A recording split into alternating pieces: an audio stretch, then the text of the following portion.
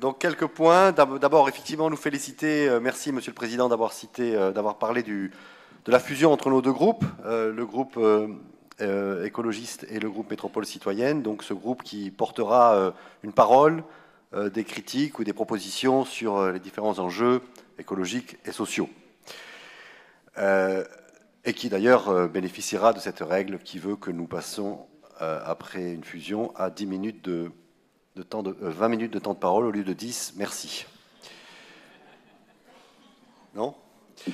Alors, premier point important sur l'eau. Ça a été mentionné. D'abord, nous voudrions saluer, mais c'est un peu tard, je pense qu'ils sont partis, la présence des membres du collectif Eau Toulouse, qui relève le défi de mettre en mouvement les citoyens à travers différents événements pour les sensibiliser à cette question qui les concerne et qui les concernera pour toutes les prochaines années. Nous voulons leur apporter tout notre soutien. D'ailleurs, nous y sommes impliqués, nous sommes proches d'eux et nous saluons leur présence et leurs actions. Nous savons qu'ils sont dans un processus visant à rassembler 53 769 signatures de façon à demander un référendum d'initiative populaire au maire de Toulouse. Au maire de Toulouse. Je laisserai effectivement, il y a des débats sur qui a la compétence d'organiser ce genre de référendum d'initiative populaire. Mais en tout cas, eux, ils essaient de sortir du cénacle de l'entre-soi de façon à mobiliser les citoyens. C'est une action ambitieuse que nous saluons. Nous avons effectivement co-signé une lettre qui est un élément de plus, qui demande à ce que sur la plateforme toulousaine collaborative de propositions citoyennes, la question qui nous sera posée le 13 décembre prochain soit aussi adressée aux habitants de Toulouse. Enfin, troisième pilier de notre action sur la question de l'eau, nous vous informons, conformément à ce que nous avons dit lors d'un conseil métropolitain précédent, que nous allons aujourd'hui adresser aux 37 maires de la métropole un appel pour organiser une votation citoyenne. Nous proposons qu'elle se tienne entre le 5 et le 10 novembre. 10 novembre, un samedi, pour finir à midi et permettre aux gens qui travaillent de venir voter. Nous allons lancer cet appel et le soumettre aux 37 maires afin qu'on puisse organiser, je l'ai dit, entre le 5 et le 10 novembre, une votation citoyenne permettant aux citoyens de faire irruption dans cet enjeu considérable et de façon à nous armer et à avoir une position exprimée par les citoyens avant les décisions qui seront prises le 13 décembre.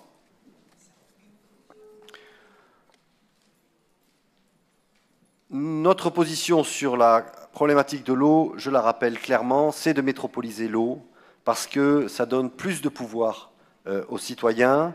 Ça nous permet, ça a été dit, une maîtrise de la politique tarifaire, d'anticiper le spectre de la raréfaction sans avoir une entreprise qui se soucie principalement, vous le savez tous ici, des dividendes qui seront versés en fin d'année. Il y a un décalage terrible entre l'enjeu d'approvisionner des centaines de milliers de personnes en eau et le fait d'avoir un compte de résultats en fin d'année qui permette de verser des dividendes aux actionnaires de Veolia ou Suez.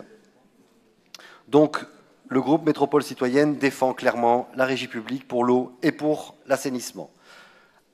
Un deuxième point, Monsieur le Président, puisqu'on est dans la bonne période, je crois, sur l'aéroport de Toulouse-Blagnac. On est dans la bonne période parce qu'on peut ne pas être pris par la succession des événements, sachant que la prochaine Assemblée générale ou Conseil d'administration de l'aéroport se tiendra vraisemblablement au printemps ou en début d'été prochain. Je rappelle vos déclarations. Le 10 septembre, donc c'est assez récente, vous avez déclaré qu'il y avait une stabilisation des rapports avec les actionnaires. Il serait intéressant de savoir, peut-être, Monsieur le Président, que vous expliquiez un petit peu ce que signifie cette phrase. Nous rappelons que le 30 mai, il a été décidé de verser 13,8 millions d'euros en dividendes, une fois de plus, avoir 42 millions d'euros en dividendes. C'est l'équivalent de ce que faisait Je rappelle que c'est un aéroport qui a été construit par la puissance publique, par les impôts, et qu'aujourd'hui, où on peut faire cracher de l'argent, notamment avec des prix de parking hallucinants, on remet ça au privé de façon à ce qu'ils puissent extraire ces 42 millions d'euros de la sphère directe de l'aéroport. Je pense que devant cette gestion prédatrice de cet outil essentiel pour nous, une position des 40% de parts publiques qui appartiennent donc à la Chambre de commerce, à Toulouse Métropole, à la région et au département, pourrait, en anticipation du mois de mai ou du mois de juin prochain, dire clairement que nous nous opposons à ce que 100% des bénéfices, 100% et plus des bénéfices soient reversés sous forme de dividendes. L'argent qui est gagné ou qui se transforme en profit dans cette entreprise doit être dirigé vers un fonds de réserve en cas de retournement, parce que si demain il y a la crise de 2008 ou 2009, l'activité de l'aéroport va prendre un recul de 20 ou 30%, et là, ce sera trop tard parce qu'on n'aura pas conservé un fonds de réserve. Il doit aller vers des investissements, et il doit aller évidemment aussi vers les salariés. Une parenthèse sur quelque chose qui nous a absolument étonnés. On a du mal à croire si c'est une fake news ou pas, quand on apprend que l'aéroport, enfin l'entreprise ATB, a mis en demeure, donc nous sommes à 5% actionnaires de cette entreprise, donc nous avons notre mot à dire, l'aéroport a mis en demeure une personne pour supprimer son compte Twitter avec une lettre, dont vous avez peut-être eu copie, une lettre d'un cabinet d'avocats à cette personne pour lui dire de fermer son compte Twitter, un compte Twitter qui protestait contre le bruit fait par les avions la nuit. Donc nous avons là une entreprise qui essaie d'intervenir à travers une procédure judiciaire menaçante auprès d'une personne pour lui faire fermer son compte Twitter. C'est absolument incroyable et j'espère que ce sera condamné avec force par l'actionnariat que nous sommes. Si c'est exact, parce qu'on a même du mal à le croire. Sur un des derniers points, 7 minutes 41, tout va bien. Sur le projet de fusion, effectivement, nous aussi, Monsieur le Président, vous pourrez aisément comprendre que nous avons une réaction d'étonnement quand on apprend par la presse ces réunions secrètes où la presse se fait écho de certaines choses qui auraient été dites. Moi, je trouve que ça fait, alors là, totalement ancien monde. Je vous remercie cependant, lors du dernier dîner des maires, d'avoir donné quelques éclaircissements sur la rencontre précédente. Il me semble qu'ici, devant l'Assemblée d'élus que nous sommes, il serait essentiel, important, de dire ce qui se passe et même d'avoir un débat au sein de cette communauté, de ce conseil, parce que ce sont des enjeux extrêmement importants et on a l'impression que nous sommes tenus à l'écart et que ces quelques barons seulement peuvent aller voir le roi qui discute de l'avenir de plusieurs départements. Ne le prenez pas mal, Monsieur le Président. Hein. Il y a 4 ou 5 barons et une baronne, et une baronne, et une baronne. Mais ça fait un peu ça quand même, hein. Les réunions secrètes où on ne sait pas ce qui se dit, il y a un peu de cela. Sur la fusion, nous considérons plusieurs remarques. Nous considérons qu'évidemment, c'est des choses qui ne peuvent pas se faire à la hussarde.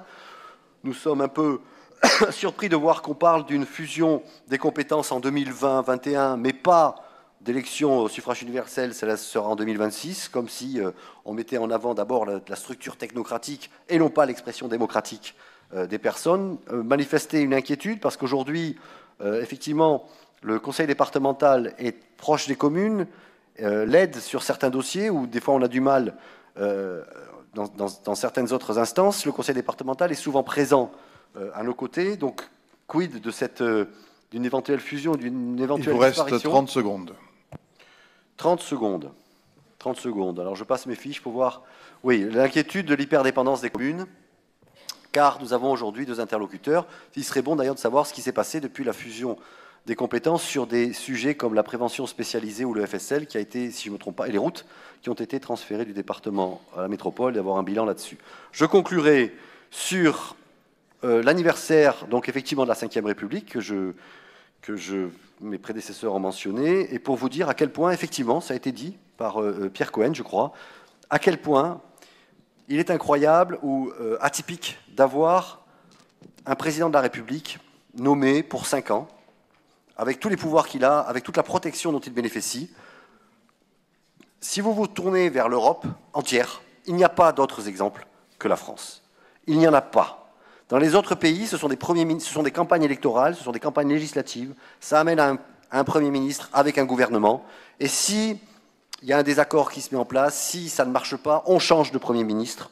Ce n'est pas gravissime. C'est arrivé en Espagne récemment, c'est arrivé dans plusieurs pays.